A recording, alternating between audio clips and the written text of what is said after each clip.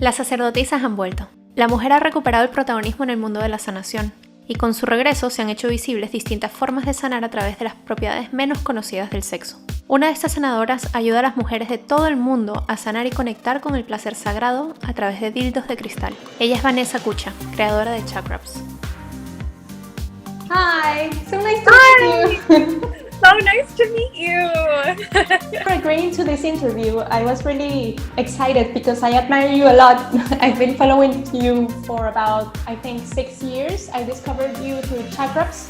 Yeah, because here in Latin America, these things are not so available for people. We have a lot of, I don't know, like a Catholic or Christian raising, and people are really afraid of sexuality and actually anything that relates to power and stepping outside of the box. Yeah.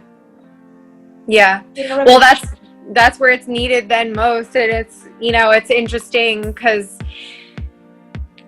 you know, it is like I grew up, you know, Catholic and everything, and so that's all like, you know, things that I've had to unpack like personally and stuff. So yeah, that's interesting to be in an environment where that's really around, you know. Yeah, it's a revolution actually from inside, you know. Yes, hell yeah. I think maybe you've been asked this question a lot, but I would like you to tell me a little bit of what pushed you to create Chakras and what was your biggest challenge there? Sure.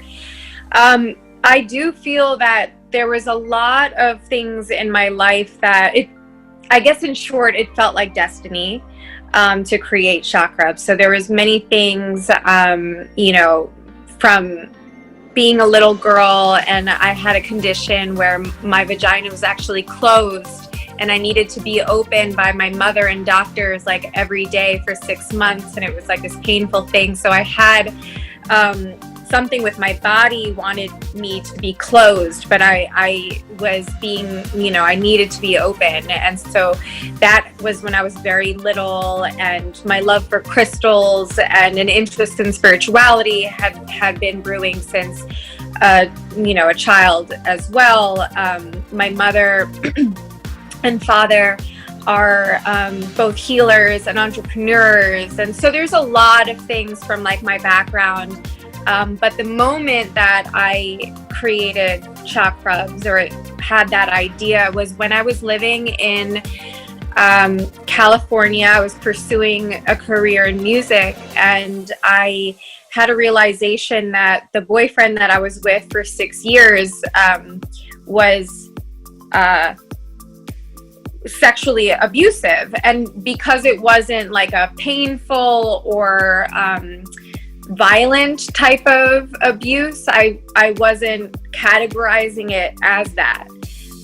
However, what was happening was I was not experiencing pleasure, and a lot of that had to do with how I lost my virginity to him, and it wasn't consensual. I was very confused and not wanting to feel mad and all these things. And so, you know, I wasn't enjoying sex with this boyfriend, and I had been with him for 6 years. I just moved across the country with him, and it was in my early 20s, and I realized I just had this thought, like, I'm a quarter of my life done and I don't enjoy sex, and I always wanted to enjoy sex. I felt like that was a God-given right. It was like this pleasure made so much sense to me, and why am I dampening it with this boyfriend? And so I just made that realization. I broke it off with him, and I got a job at an adult shop with every sex toy under the sun imaginable, and the employees were all super amazing, knowledgeable about sex. I was learning a lot about different fetishes and categories of sexuality, you know, and I was opening my eyes, and I was also trying to I was also learning a lot about spirituality and energy healing and carrying around my little pocket crystals with me everywhere, even to work. So at the sex toy store, I had like I said, every sex toy under the sun, but I knew that I wasn't just looking for an orgasm. I wanted that pleasure, but I knew that even felt a little bit hollow to me.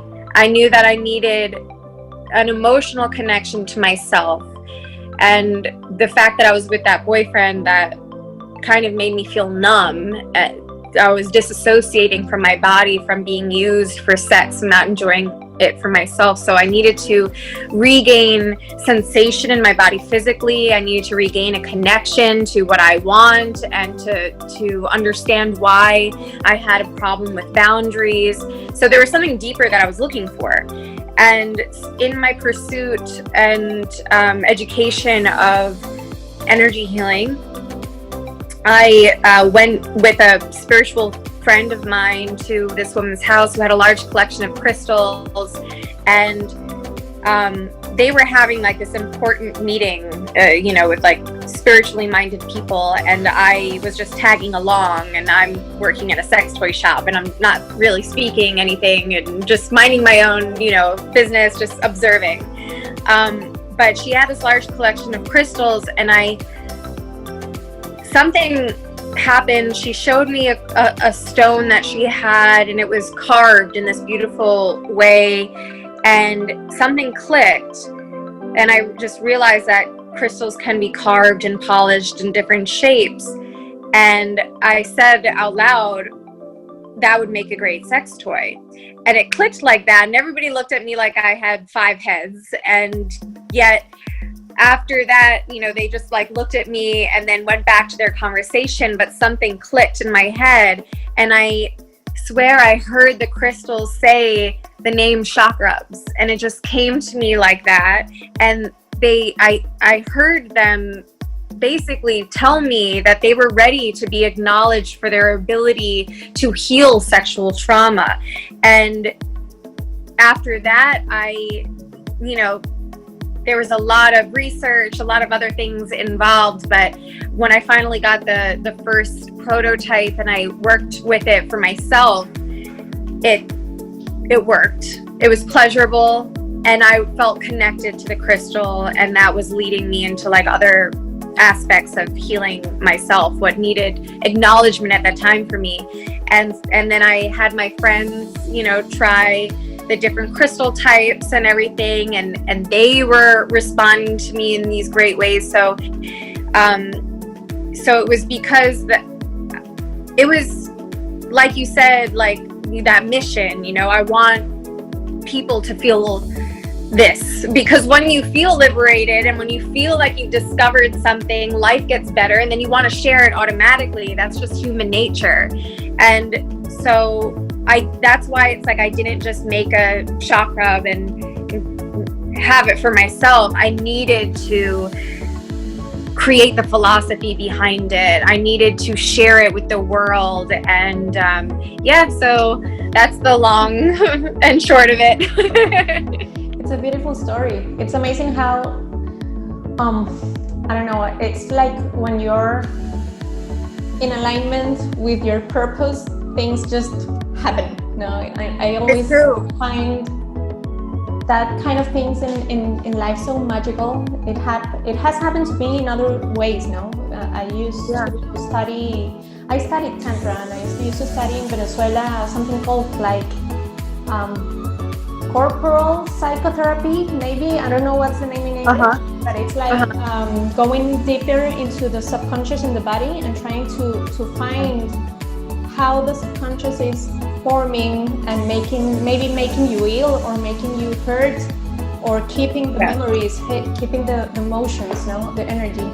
And I think that when we women get in touch with this inner knowledge, amazing things happen all the time. I just got chills. Yes, it does. It's true. And it's just, for me, it's just like, this world is so messed up.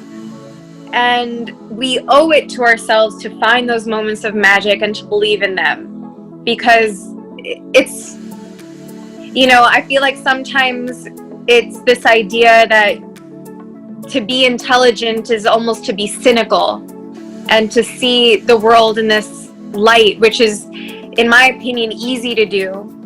It's so easy, and yet I do think that it's smarter to believe in some kind of magic that's happening, so that you feel that and you express that, and you can enjoy your life a little bit better. It's you know, and with pleasure, it's just like that's the thing that makes the most sense and to me. And yeah, finding those hidden compartments in our subconscious and the muscle memory that we have, and unlocking, you know, where that comes from. It's interesting, it's fascinating, it's knowing yourself and knowing the universe. So yeah, I love that phrase, knowing yourself and knowing the universe, because it's like that, no? It's like, yes, the reflection of everything that there is, it's in you. So yes, I love that power. It's amazing. yes. What were the biggest challenges you discovered? I faced a lot of doubt from people, and people not understanding quite what I was doing, or to laugh at me and my idea. And like, I remember before I really started it, I met this person, and he was an entrepreneur, and I said, I'm an entrepreneur too. I started a business, you know, and he was like, you're not an entrepreneur. And like, you know, I was like, okay, like, we'll see, you know. And like this idea that I had, it was scoffed at. It was like, okay, you're making crystal dildos, like, that's hilarious. Or you're making sex toys made from crystal, you're a Satanist or a witch, or, you know, or just weird. So I got a lot of judgment when it came to that in the beginning. I probably still get that, but I've become deaf to it and blind to it. You know, I get emails from people saying that chakras changed their lives and things like that. I think that the more that's gotten out, the more accepted it's become, and the more people see that this was something that was needed. And so that was a big challenge, you know, but you know what, as I'm saying it wasn't a challenge, because it wasn't an obstacle that I feel like I had to overcome. Now that I'm saying, I'm kind of going back on it, because that was something that was hard, but it never felt like I have to prove these people wrong or anything, and how am I going to do this? Maybe the challenge was just to stop my own self-doubt, and to just, you know, because when I also created it, I was going through a period of depression. I had been through like this relationship that I was figuring out, and I had like this whole other kind of thing happen where I was in a spiritual community that became very manipulative and toxic, and I got out of that, but I still had this idea. And so a lot of people don't know that the first year that I was developing Chakras, I was really using Chakras to deal with a deep depression, and I was creating the company through this depression and working with the product myself. And so I think that was a big challenge, was to take things really slow and know that it'll go somewhere, and build a foundation through my own feelings of a lack of self-worth and self-esteem and self-doubt, and doing it even though I'd never run a business before or anything like that. Wow, it's like it was your biggest healing. Yes, it was, and it was parallel. It was interesting, because as much as I was working to heal myself, what was happening internally with Chakras, that's how much the business was growing as well. So it felt very parallel. Like, the more inner work I did on myself, the more successful my business was becoming. So it's a very beautiful thing, and a very personal experience, the whole thing, from the product to the business and everything surrounding it. And it shows that your spirit is in there. If there was like an intention, that I'm sure there is, of you in your products, what would you like for women to discover through the use of your products about their sexuality? Like if you had a magic wand, a chakra. Yes. And you could give like this realization to women that use it, what would you like? What would it be? All the answers are within you. That's what it is. And just it's all within you. You can discover everything, like we said before, about the universe, about everything, just by spending time with yourself. And that's what it's about. Encouraging people to take that time to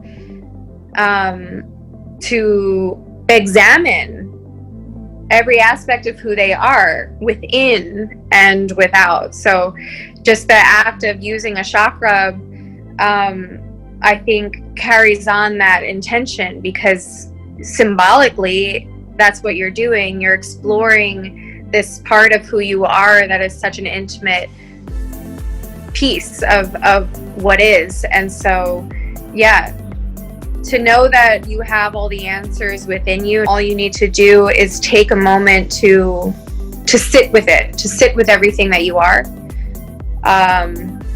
I think that's what I want the most, because what that will look like to everybody is different, and I want everyone to feel that sense of freedom to be who they are. I think what you say is really powerful, because the thing I see the most in people I work with through as a guide or as a therapist is that it's like women, most of men are really afraid to have that moment for themselves. It's like they're being selfish, or they're afraid of what they're about to discover, or maybe even more if they don't discover anything at all.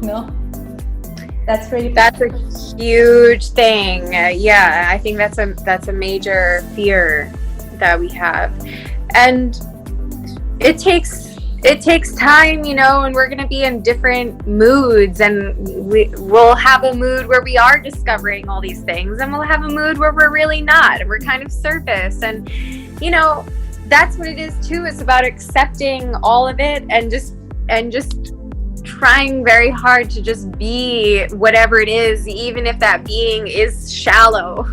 That's okay. That's still part of it. It doesn't all have to be this like deep, potent, life-changing thing. It can sometimes just be this very surface level, like fun, whatever, and that's magical in itself. And when you realize that, everything just gets better. I think those moments are really important, because if everything is really intense all the time, you don't have like a moment to process and to integrate what you are discovering. So it's really a nice way of, balancing the process of inner knowing. And not to be afraid of those times, because I feel like we want meaning in our life so much. We want things to mean things, and this is what I feel a lot. So it's like we look for that meaning, and if we don't see it, then we get maybe a little lost or something. But once you realize that even those moments where there's no meaning, that has meaning in itself. You know what I mean? It's all good. Yeah, it is. One thing I see a lot of here, I don't know how's the context in United States, but in Latin America, there's been like this revolution, feminist revolution. But what I see that's happening, or where it's leading, at least here, is that women are starting to reject men. Like everything that's masculine, they reject it. And I see a really, now if the balance was like this, now it's like this.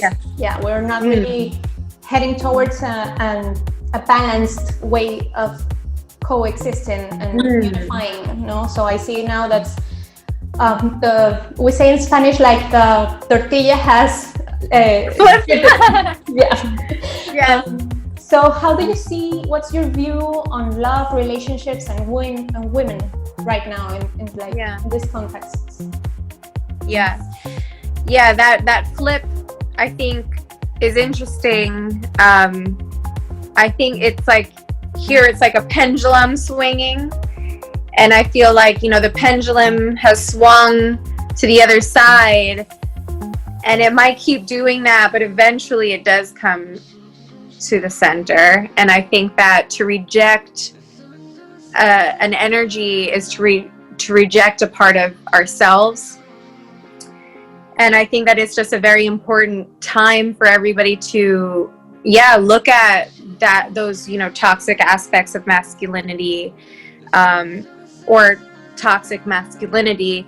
Really understand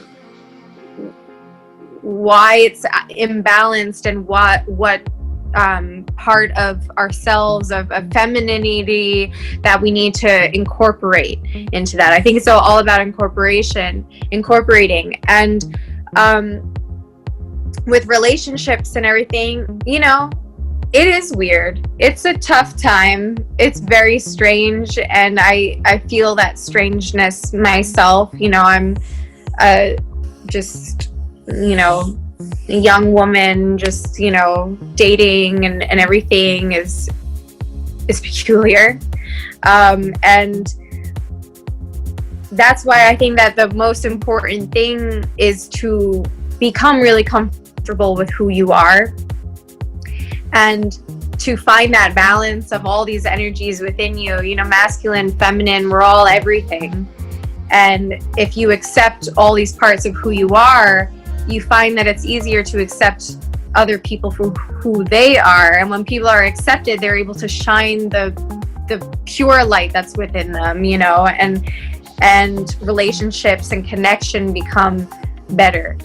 So I think that most of the time things are like shit show, like when it comes to date, I'm like, it is like, I'm baffled a lot. I don't know. I feel weird. I don't know what's going on. I feel bad for everybody that's trying to date and trying to find their way in this time where nobody knows what's right or what's going to be considered like, it's like inappropriate, but like wanting romance, but denouncing it at the same time, and like what, interpreting what we all want is just confusing. But that the only thing to do is to understand what you want and to be authentic with who you are, and then you allow that to come out, and then people are feeding off of energy of each other rather than fear and judgment and ideas of what's being projected all around us. So the more authentic that we could be with ourselves, we'll have more authentic moments, and all that other noise kind of goes away. Yeah, that's really deep, because I think most of the things that are happening right now is that we are like, these generations that are leading things now are uncovering a lot of the shadow aspects of the relationships before. So now nothing makes sense. And I think it's just like a part of how things should, or they need to evolve so we can head towards something better. But we're in this crazy moment, actually. It's like that. Yeah, no, I agree. I think that it's a crazy moment, but the pendulum does need to swing for it to get better. And we're uncovering a lot, and it sucks, but it's really good. Yeah, it's really wonderful too. I think it has both of them, no? Light and shadow. What would you say that's the connection between sex and spirituality? That's mostly sexo mágico, magic sex. It's love that. Toward like that. So for me, sex is indulging in the senses of having a human form. and indulging in that creates, and that pleasure from sex and being sexual creates a sense of gratitude for having a human form, for having a body. And in that gratitude for having a body, because you are feeling this pleasure through these senses, it connects you to what you were before you had a body and after you have a body. So this spirit that is within you, that is experiencing human form and indulging those senses. So that's what it is for me. It's just that realization that you are enjoying being a human, and that understanding that you're enjoying being a human for this moment, because you won't be forever, or you won't be after you die, and you weren't before you were born. It brings me to this level of looking at myself as just an experience. I'm just an experience, and so that makes me feel both more connected and distant at the same time, because I'm looking at myself experiencing this, and that makes things that makes things a lot more beautiful and easier to deal with sometimes. But then I'm also, with that realization, I'm also feeling into myself more, because I'm wanting to experience it, because it is a fleeting thing, and I know that this body is not to be taken for granted. I love it. I think actually most of my work is through the body, and I really love when people connect to that depthness that you found. Now, I think most people won't ever have the chance to do it because of maybe resources, or the things they're born, or stubbornness, maybe. Yeah. But yeah, it's magical. Actually, it's like it's the vessel, you know.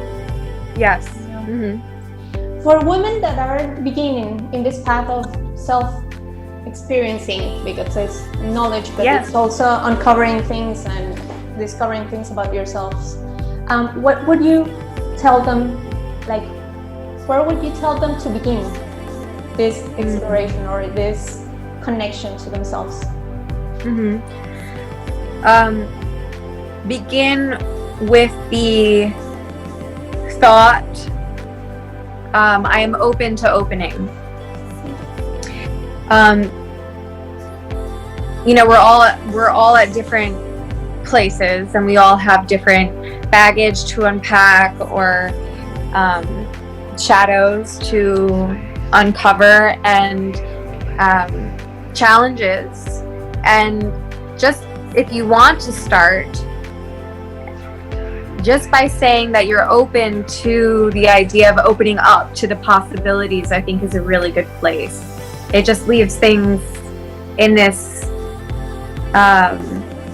exciting and mysterious place. Like, you don't know what's going to happen, but you're open to a newness that might come about from just a shift in yourself, opening up to it. Yeah, it's a great mindset, no? Yeah, I love it. It's all about openness. Yes. What would you say there are 3 things that are basic for personal and sexual or spiritual transformation, besides the openness? Fun, I think, is one of the most important aspects of it. Have to find that it's fun and to approach it with this childlike kind of curiosity and possibilities. And you don't know, because sex and spirituality and how they connect are expansive. They're expansive topics. So the more that you learn, the more that there is, and so it's fun. Accepting your body, your mind, where you're at, your mood, what you want, what you don't want, all those things I think are really important. And to not put pressure on yourself. Like, you don't have to be you don't have to know every sex position or, read the Kama Sutra and do all those things to be liberated. It doesn't need to look like anything but yourself, and just accept what that is, and that'll open you to finding new parts of yourself. Either indulgence, I mean, I love indulgence, obviously, like just indulging in being okay with indulging in any aspect of life. So when you're sad, really indulge in that sadness. I think that's all a part of being sexual, is because you're finding the depth of every emotion and feeling it so much that you're getting in touch with these parts of yourself, and that makes you feel more sexual. So if you're sad, really just feeling into that sadness, or if you're mad, feeling into that madness. And I think, just like really indulging in whatever it is to be human, and that will open you up to that sexual exploration, liberation, and everything in between. You are the proof that you've integrated this, because there's no separation between pleasure and evolving or spirituality, or that there actually isn't, but we have like this small-minded way of looking at things, that if you are spiritual, then you have no pleasure, it's more like limiting, no? And it's really a way to keep people living small. Yes. After everything you've told me, I don't know if there's anything else you would like for women to know. Find it for yourself, whatever it is, I don't know. No, that's perfect. Thank you so much for this lovely interview. You've been so open and receiving, so thank you a lot.